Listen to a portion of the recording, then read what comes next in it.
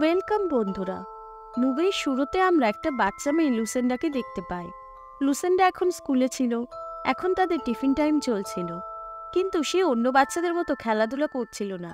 সে এক জায়গায় চুপচাপ দাঁড়িয়েছিল আর একদৃষ্টে একদিকে ভয়ে ভয়ে তাকিয়েছিল। লুসেন্ডা কানে শুনছিল কেউ তাকে ফিসফিস করে কিছু বলছে। টিফিন ব্রেক শেষ হয়ে যায়। টিচার সবাইকে বাইরে থেকে স্কুলের ভেতরে যেতে বলেন, কিন্তু সবাই চলে গেলেও লুসেন্ডা তখনও দাঁড়িয়েছিল। টিচার তার কাছে এসে তাকেও স্কুলের ভেতরে যেতে বলেন। তখন লুসেন্ডার হুঁশ ফেরে। টিচার ক্লাসে বলেন, কাল স্কুলের জন্মদিন, তাই স্কুলে একটা প্রতিযোগিতা হবে। ওই প্রতিযোগিতাতে সবাইকে ভবিষ্যতের ছবি আঁকতে হবে। ওই ছবিটা হবে এই বিষয়ে যে 50 বছর পরের সময়ে পৃথিবী কেমন হবে। সব বাচ্চারাই ওই প্রতিযোগিতা নিয়ে খুব এক্সাইটেড ছিল। তারা সবাই কিছু না কিছু আঁকতে শুরু করে দেয়, শুধু লুসেন্ডা ছাড়া। সে কাগজে একের পর এক নম্বর লিখে যাচ্ছিল। নম্বর লিখতে লিখতে তার কাগজ ভর্তি হয়ে যায়। সে শেষ নম্বরটা লেখার আগেই তাদের সময় শেষ হয়ে যায়, আর তার টিচার কাগজটা তার থেকে নিয়ে নেন। টিচার বাচ্চাদের আঁকা ওই সব কাগজগুলো একটা টাইম ক্যাপসুলের মধ্যে ঢুকিয়ে দেন। তিনি সবাইকে বলেন, এই টাইম ক্যাপসুলটা একেবারে 50 বছর পরে খোলা হবে। পরের দিন ছিল স্কুলের জন্মদিন।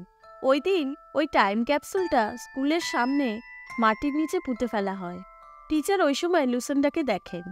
তিনি দেখেন হঠাৎ লুসেন্ডা সেখান থেকে গায়েব হয়ে গেছে। টিচার তাকে নিয়ে চিন্তায় পড়ে যান। তিনি স্কুলের আরও স্টাফদের নিয়ে লুসেন্ডাকে চিৎকার করে ডেকে ডেকে স্কুলের সব জায়গায় খুঁজতে থাকেন। টিচার তাকে খুঁজতে খুঁজতে বেসমেন্টে পৌঁছে যায়। তিনি একটা ঘরে আওয়াজ শুনতে পান। সেই ঘরে গিয়ে তিনি দেখেন লুসেন্ডা সেখানে দাঁড়িয়ে রয়েছে, কিন্তু সে খুব ভয় পেয়েছিল আর তার হাতের আঙুলগুলো থেকে রক্ত বের হচ্ছিল।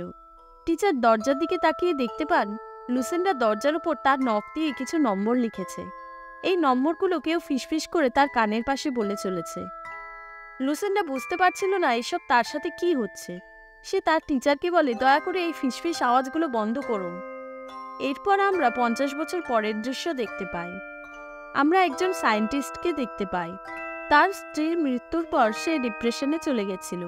আমরা ওই সায়েন্টিস্টের ছেলেকেও দেখতে পাই। তার নাম ছিল কেলব। কেলবও তার মাকে হারিয়ে মনমরা হয়েছিল। মায়ের মৃত্যুর পরে তারা খুবই কষ্টে ছিল। সেও সেই স্কুলেই পড়ত যে স্কুলে লুসেন্ডা যেত। পরের দিন স্কুলের 50তম জন্মদিন ছিল।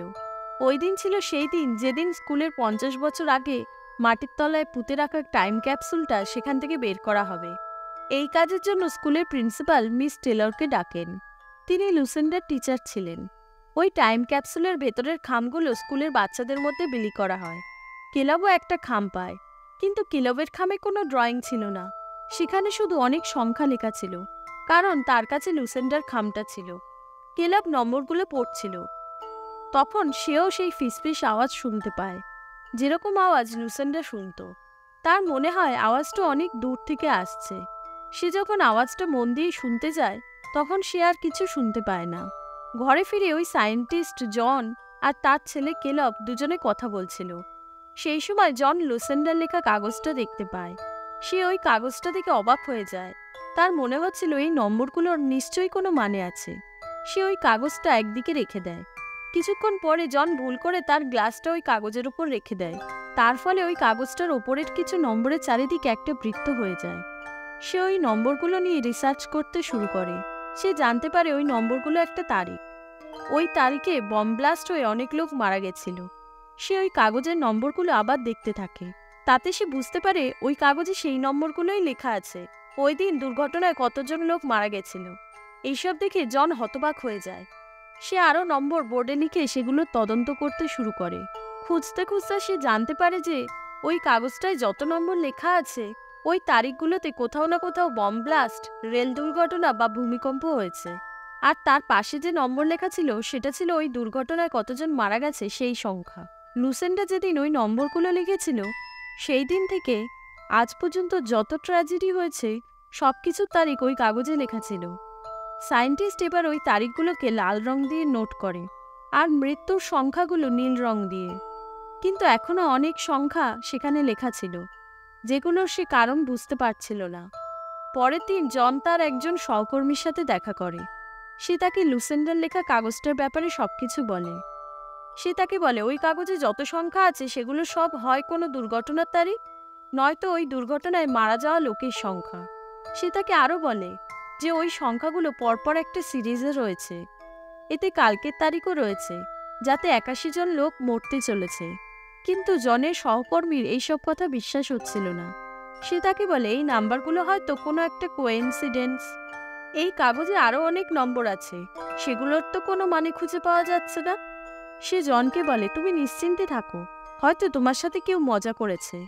জন ওই কাগজটা সত্যতা যাচাই করার জন্য টেলরের বাড়ি যায়, যে ৫০ বছর আগে লুসেন্ডার টিচার ছিল।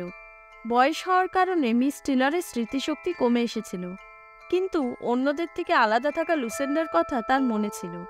টেলর ওই কাগজটা দেখে নিশ্চিত করে বলেন যে সেটা আসল কাগজ, এটা একটা বাচ্চা মেয়ে লুসেন্ডা লিখেছিল।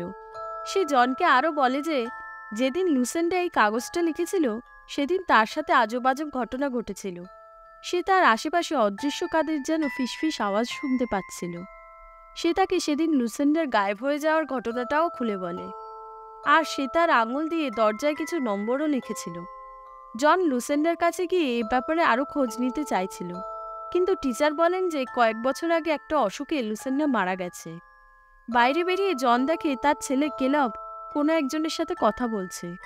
ওই রহস্যময় লোকটা কেলবকে একটা কালো পাথর দেয়, আর কিছু না বলেই সে সেখান থেকে চলে যায়। পরের দিন আমরা দেখি জন কেলবকে আনতে যাওয়ার জন্য রাস্তায় বের হয়, কিন্তু রাস্তায় যানজট থাকায় সে এগোতে পারছিল না। তখন তার দৃষ্টি পার্কের জিপিএসের উপর পড়ে। সেখানে কিছু সংখ্যা লেখা ছিল। হঠাৎ তার মনে পড়ে যায় এই সংখ্যাগুলো তো সে লুসেন্ডার কাগজটাতে দেখেছিল। খোঁজ নিয়ে সে জানতে পারে সেখানে একটা প্লেন ক্র্যাশ হয়ে গেছে।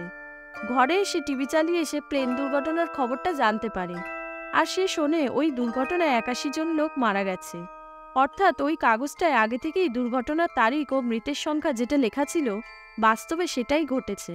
এদিকে আমরা দেখি কেলবের ঘরে সেই রহস্যময় লোকটাকে, যে কেলবকে একটা কালো পাথর দিয়েছিল। সে কেলবকে জানলার বাইরে ভবিষ্যতের একটা দৃশ্য দেখায়, যেখানে সবকিছু আগুনে জ্বলছিল, আর আগুন থেকে বাঁচার জন্য লোকেরা প্রাণপণে ছুটছিল। সেটা দেখে ভয় পেয়ে কেলব চিৎকার করে ওঠে। তার চিৎকার শুনে জন তাড়াতাড়ি তার ছেলের কাছে আসে আর তাকে জড়িয়ে ধরে।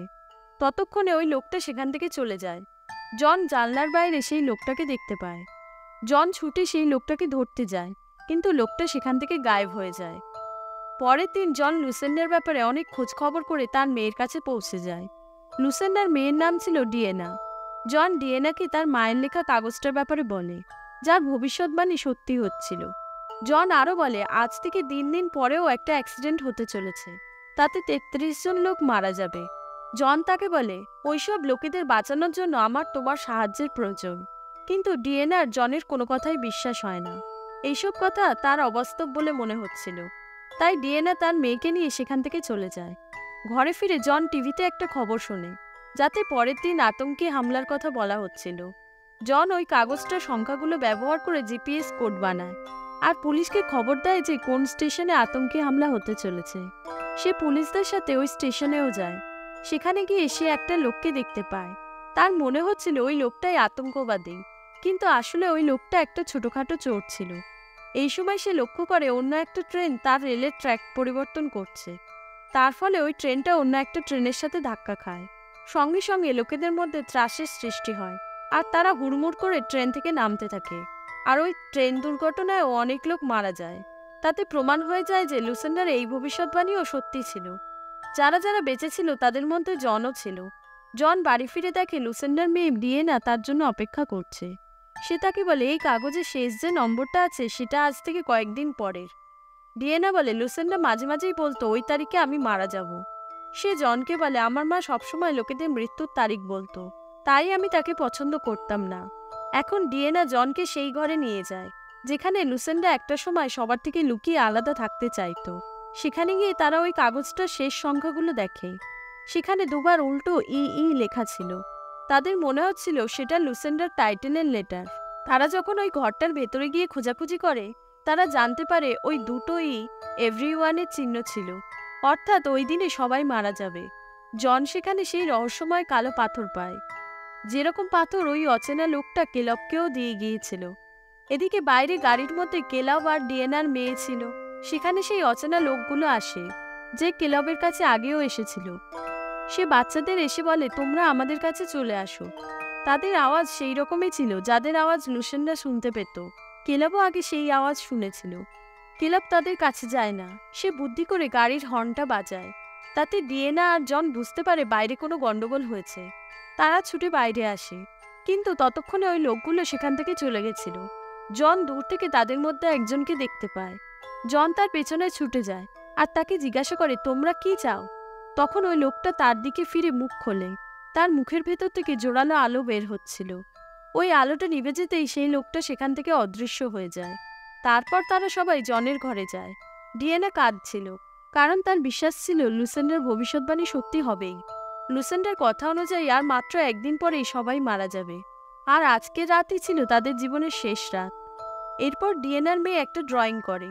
সেই ড্রয়িং থেকে জন বুঝতে পারে এরপর যে ট্র্যাজেডি হতে চলেছে সেটা সূর্যের থেকে হবে। সে তাড়াতাড়ি তার অফিসে যায় আর কম্পিউটারে সোলার রেডিয়েশন চেক করে, যাতে সে জানতে পারে ওই রেডিয়েশনের রিডিং খুবই ভয়ানক। এর ফলে সূর্য থেকে এমন একটা রেডিয়েশন বের হবে যেটা পুরো সৌরজগৎকে ধ্বংস করে দেবে। জন ঘরে এসে দেখে কেলাবও একই রকমভাবে সংখ্যা লিখে চলেছে, যেরকম লুসেন্ডা লিখেছিল। এই সময় জনের মনে পড়ে টিচার বলেছিল লুসেন্ডা দরজাতে কিছু সংখ্যা লিখে রেখেছিল। সে তাড়াতাড়ি স্কুলে যায় আর ওই দরজাটা নিয়ে ফিরে আসে, কিন্তু তার ঘরে আসার আগেই ডিয়েনা তার মেয়ে আর কেলবকে নিয়ে সেখান থেকে চলে যায়। সে একটা গুহায় লুকানোর জন্য সেখান থেকে বেরিয়ে পড়ে, যাতে সূর্যের ওই ধ্বংসাত্মক রশ্মি থেকে তারা বাঁচতে পারে। এদিকে জন ওই দরজাটা থেকে যে সংখ্যাগুলো পায় সেগুলো গণনা করে সে জানতে পারে এই দুনিয়াতে এমন একটা জায়গাও আছে যেখানে গেলে তারা এই ধ্বংসের হাত থেকে রেহাই পাবে। কিন্তু ফিরে এসে সে ডিয়েনা ও তার ছেলে মেয়ে কাউকেই দেখতে পায় না। জন তখন তাদের খুঁজতে বের হয়। এরপর আমরা ডিয়েনাকে একটা গ্যাস স্টেশনে দেখতে পাই। সেখানে খবরে ঘোষণা হচ্ছিল আমাদের পৃথিবীর উপর অনেক বড় বিপদ আসতে চলেছে। প্রত্যেকেই যেন আন্ডারগ্রাউন্ড বাংকারে আশ্রয় নেয়। তখন ডিয়েনা জনকে কল করে বলে তারা কোথায় আছে। জন তাকে বলে, আমাদের কাছে শুধু একটাই জায়গা আছে যেখানে আশ্রয় নিলে আমরা এই ধ্বংসের হাত থেকে বাঁচতে পারবো। সেই জায়গাটা ছিল লুসেন্ডার সেই ঘরটা, যেখানে মাঝে মাঝেই লুসেন্ডা লুকানোর জন্য যেত। তারা ফোনে কথা বলছিল। সেই সময় কিছু লোক ডিয়েনার গাড়িটা চুরি করে নেয়। ওই গাড়িটাতে তাদের বাচ্চারাও ছিল। ডিয়েনাও তাড়াতাড়ি অন্য একজনের গাড়িতে উঠে পড়ে আর তার গাড়িটার পিছনে ছোটে। কিন্তু একটা লরি এসে ডিয়েনা যে গাড়িতে ছিল সেই গাড়িটাকে ধাক্কা মারে, আর লুসেন্ডার ভবিষ্যৎবাণী অনুযায়ী ডিয়েনা সেখানেই মারা যায়। জন কোনো রকমে লুসেন্ডার ওই ঘরটায় পৌঁছে যায়। সে সেখানে সব জায়গায় সেই কালো পাথর দেখতে পাচ্ছিল, যে কালো পাথর একটা কেলবের কাছেও ছিল, আর কিছু লুসেন্ডার কাছেও ছিল। সেখানে জন সেই রহস্যময় লোককে দেখতে পায়। সে তাকে গুলি করতেই যাবে, সেই সময় তার ছেলে কেলব তাকে আটকায়। কেলব বলে, এরা আমাদের বাঁচাতে এসেছে। এই সময় আমরা জানতে পারি এই লোকগুলোই ছিল সেই লোক যারা বিভিন্ন দুর্ঘটনার কথা লুসেন্ডাকে বলতো। তাদের আওয়াজ লুসেন্ডা শুনতে পেত। মাঝে মাঝে কেলবও তাদের আওয়াজ শুনতে পেয়েছে। এইবার আকাশ থেকে কিছু স্পেসশিপ নেমে আসে। তখন তারা বুঝে যায় এইবার সেই সময় এসে গেছে যখন তাদের পৃথিবী ছেড়ে চলে যেতে হবে। কিন্তু ওই লোকগুলো জনকে তাদের স্পেসশিপে নেয় না, কারণ ওই স্পেসশিপগুলো শুধুই বাচ্চাদের জন্য ছিল। তখন এই শেষবারের জন্য জন তার ছেলেকে জড়িয়ে ধরে, আর ওই রহস্যময় লোকগুলো এখন চকচকে শরীরে পরিবর্তিত হয়ে যায়। তারা বাচ্চাদের নিয়ে তাদের স্পেসশিপে চলে যায়, আর স্পেসশিপটা সেখান থেকে আকাশে উড়ে যায়। জন সেখান থেকে আরও স্পেসশিপকে উড়ে যেতে দেখে। সকালবেলায় জন নিজেকে ওই কালো পাথরের মাটিতে পায়। সে নিজের চারপাশে তাকিয়ে দেখে যে পৃথিবীর ধ্বংসলীলা শুরু হয়ে গেছে। সে তাড়াতাড়ি তার পরিবারের কাছে যায়, অর্থাৎ বাবা মায়ের কাছে। জন তাদেরকে বলে কেলব সুরক্ষিত জায়গায় আছে। জনের পরিবার একে অপরকে জড়িয়ে ধরে।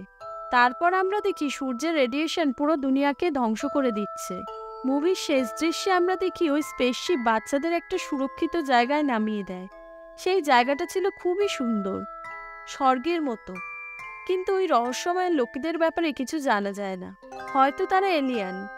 তারা অন্য গ্রহে মানুষের অস্তিত্ব টিকিয়ে আবার নতুন এক পৃথিবী সৃষ্টি করতে চেয়েছিল।